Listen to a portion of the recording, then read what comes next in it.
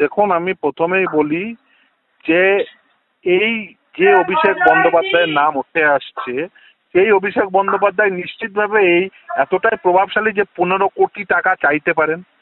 এবং শুধু তাই না, আপনি যদি চার্জশিটটা ঠিকভাবে করেন তাহলে দেখবেন সেখানে অভিষেক বন্দ্যোপাধ্যায় বলছেন, সেই অভিষেক বন্দ্যোপাধ্যায়, যে 6.5 লাখ টাকা করে তোলা হয়েছে বলে এই সুজয় কৃষ্ণ ভদ্র বলছে। তো সে বলছে যে আরো টাকা তোলো, না হলে এই ক্যান্ডিডেটদের অ্যারেস্ট করিয়ে দেবে অথবা তাদের দূরে পোস্টিং করিয়ে দেবে।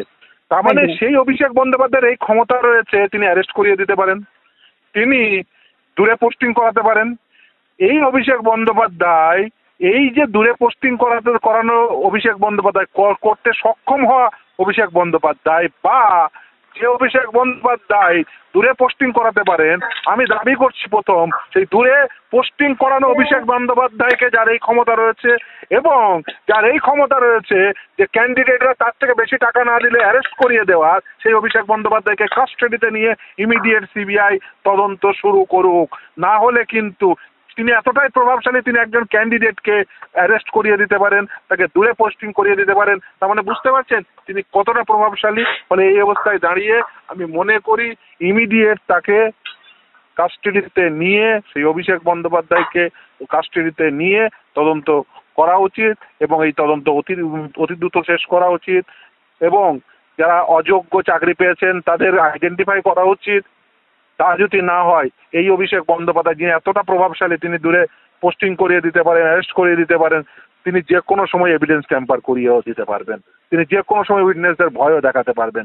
ফলে ইমিডিয়েট উচিত সিবিআই এর সেই অভিষেক বন্দ্যোপাধ্যায়কে, যার কথা এই কালীঘাটের কাকুর কথোপকথনে উঠে এসছে, তাকে কাস্টাডিতে নিয়ে ইমিডিয়েট তদন্ত শুরু করা উচিত এবং তদন্ত অতি দ্রুততার সঙ্গে শেষ করে এই ট্রায়াল সম্পূর্ণ করে তাকে দোষী সাব্যস্ত করা উচিত। তার কারণ সে তো 15 কোটি টাকা দাবি করেছে, সে তো দাবি করার পরে সে পেয়েছে কি পায়নি সেটা রিফ্লেকশন নেই, পেয়েছে কি পায়নি সেটাও তদন্ত করা উচিত এবং তারা কতজনের কাছ থেকে তুলেছে। এবং আরেকটা ইন্টারেস্টিং লাইন দেখলাম আমি সেখানে, অতি ইন্টারেস্টিংলি একটা কথা উঠে এসছে, আমি জানি না এবং পরবর্তীতে তার কিছু রিফ্লেকশন আমি অন্যান্য ক্ষেত্রে পেয়েছি, যে আদালতকে একটা তাদের ফেভারেবল রায় আনতে হবে, সেক্ষেত্রে আদালতকে ব্যবহার করা।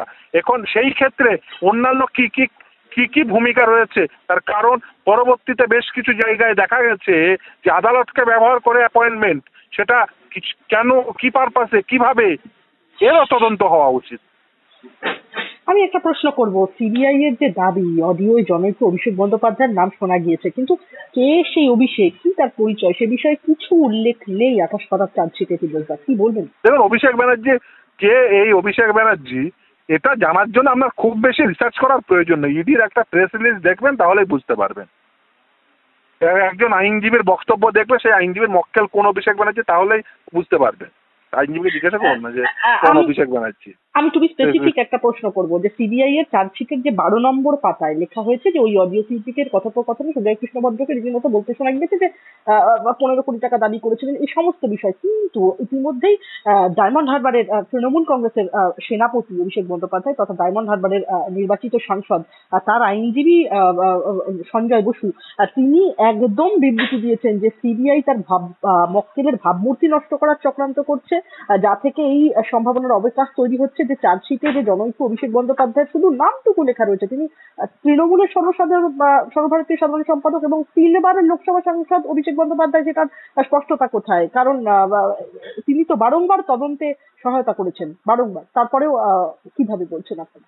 আমার জানা নেই যে তিনি কে, কোন আইনজীবী এই ধরনের প্রেস স্টেটমেন্ট দিয়েছেন যে তিনি এই ডায়মন্ড হারবারের সাংসদ কিনা, বা যদি কোনো আইনজীবী প্রেস স্টেটমেন্ট দেন যে তার মক্কেলকে একেবারে মেলাইন করা হচ্ছে বা হোয়াটসঅ্যাপে হ্যারাস করা হচ্ছে, হোয়াটসঅ্যাপে, যাই হোক, তো তার মক্কেল কে সেটা পরিষ্কার হয়ে গেলে তো আরো পরিষ্কার হয়ে যাবে সেই অভিষেক ব্যানার্জি কোন অভিষেক ব্যানার্জি।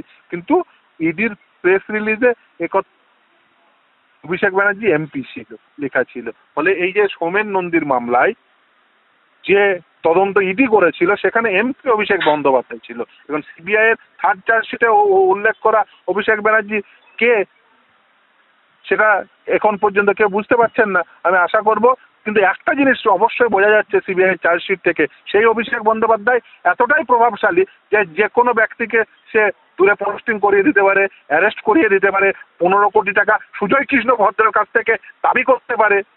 তাহলে এই অভিষেক ব্যানার্জি বুঝতেই পারছেন কোন অভিষেক ব্যানার্জি হতে পারে।